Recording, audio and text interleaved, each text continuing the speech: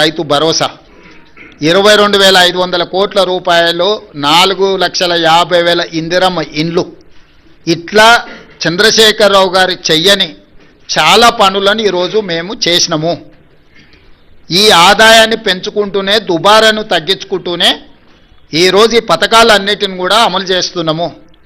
ఎంత ఆదాయాన్ని పెంచితే అంత పేదలకు ప్రయోజనం చేకూర్చే విధంగా ఖచ్చితంగా మేము వాటిని వినియోగం చేస్తాం. ఒక్క రూపాయి కూడా దుర్వినియోగం జరగకుండా ప్రజలకు ఏ రకంగా మేలు చేయాలనేదే మా నిత్యం తాపత్రయము. ఖచ్చితంగా వాటిని అమలు చేస్తాం. ఇప్పుడు ఎన్నికలకు సంబంధించి మాట్లాడుకుందాం. గ్రామ పంచాయతీ ఎన్నికలు, వాటి ఫలితాల మీద మాట్లాడుకుందాం.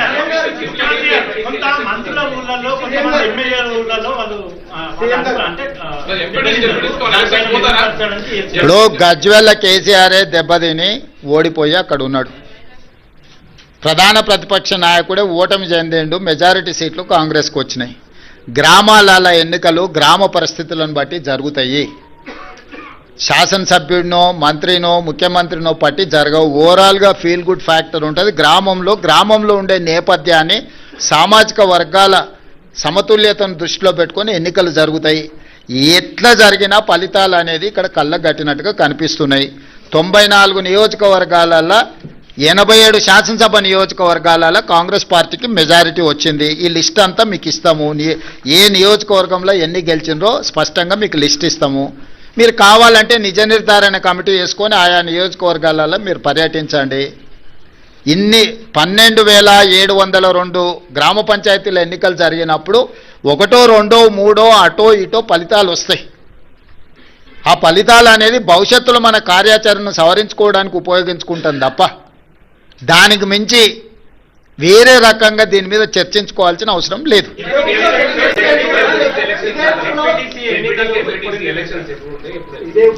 తొందరలోనే శాసనసభ పెట్టి చర్చ చేసి అందరి అభిప్రాయం తీసుకుంటాం ఎట్లా ముందుకు వెళ్దాం అనేది. ప్రతిపక్షాలకు కూడా అవకాశం ఇస్తాం. ఆ ఎన్నికల్ని ఎంపీటీసీ, జడ్పీటీసీ, మున్సిపల్ ఎన్నికలు, మున్సిపల్ కార్పొరేషన్ ఎన్నికలు, వీటన్నిటికీ సంబంధించి కూడా తొందరలోనే శాసనసభ సమావేశాలు ఏర్పాటు చేసి ప్రతిపక్షాలను కూడా అడుగుతాం ఏ విధంగా ముందుకు వెళ్దాము, 42% బీసీ రిజర్వేషన్లు ఏ విధంగా సాధించుకుందాము, భవిష్యత్ కార్యాచరణ ఎట్లుంటే బాగుంటుందో ప్రజాస్వామికబద్ధంగా చర్చ చేసి అసెంబ్లీలో ఆ తర్వాత ఎన్నికలపై ఒక నిర్ణయానికి వస్తాం.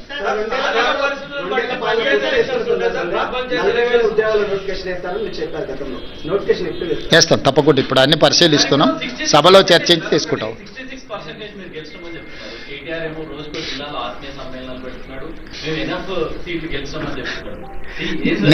అందుకే ప్రభాకర్ క్లియర్గా నేను పర్సంటేజ్తో సహా, గ్రామ పంచాయతీలతో సహా ఈరోజు 94 శాసనసభ నియోజకవర్గాలలో ప్రతి నియోజకవర్గంలో ఏ పార్టీ ఎన్ని గెలిచిందో నేను అధికారికంగా ఒక నోటు విడుదల చేస్తున్నా.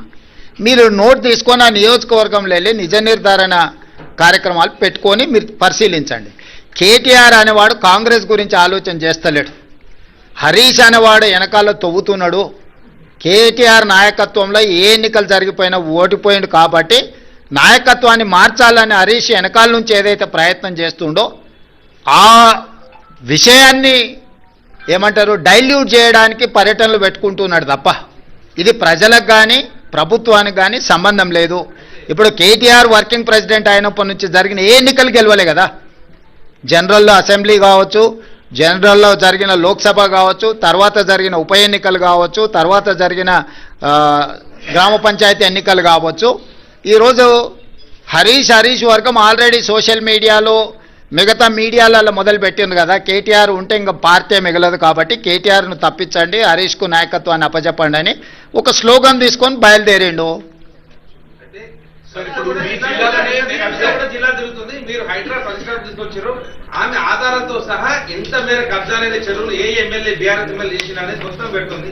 దానిపైన మీరేమన్నా రివ్యూ చేస్తున్నారా? అట్లకి అన్నిటి మీద చేస్తాం. ఇప్పుడు నువ్వు చెప్పింది రివ్యూ చేస్తాం, వాళ్ళు చెప్పింది రివ్యూ చేస్తాం. రీసెంట్గా కేఏ పాల్ గారు కూడా కొన్ని అంశాలు లేవనెత్తిండు, వాటిని కూడా రివ్యూ చేస్తున్నాం. నీ అమాయకత్వం అది. మీరు లేనిది ఊహించుకొని కాయించుకొని గత 10 ఏళ్లలో జరిగినవి తీసుకొని ఇప్పుడు జరుగుతున్న వాటిని తీసుకొని ఎన్ని గురుకులాలు ఉన్నాయి, ఎక్కడేం జరిగింది అనేది లెక్క లేకుండా, బాధ్యత లేకుండా ప్రశ్నలు అడగకండి. అట్లాంటి పరిస్థితి రాదు. ఎక్కడైనా ఏదైనా జరిగితే తక్షణమే చర్యలు తీసుకుంటున్నాం. ధన్యవాదాలు. రైట్. Global summit